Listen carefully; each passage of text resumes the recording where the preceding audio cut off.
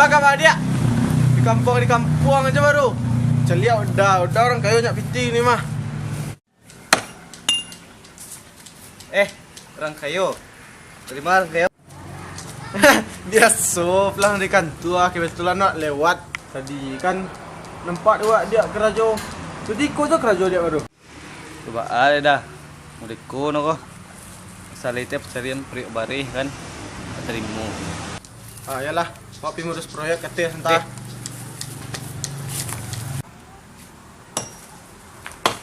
Dah. Kawan dah tadi dia dah. Bunga anu gaya anu nih. Ya, dah.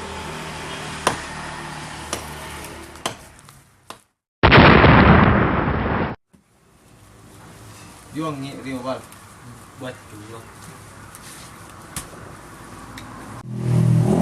Minum dah. Iya. Udah. Lu pergi Allah. Koma lagi sedikit juga.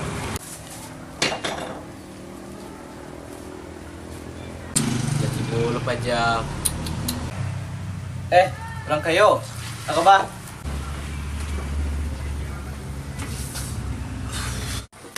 Ndak kana. Kena kawan so rencana suka kape minjam piti ya.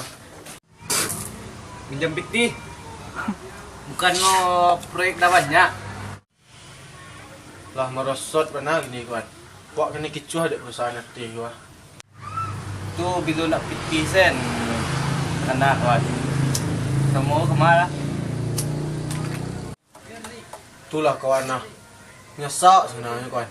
Terus subana dia kini siapa yang kawan no. Yona. Yo kalau minjam piti tak bisa.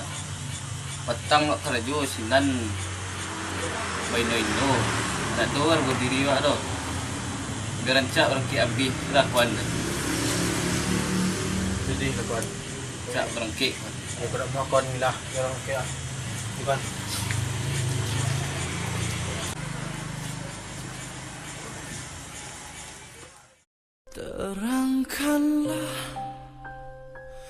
Terangkanlah jiwa yang berkabut, langkah penuh dosa.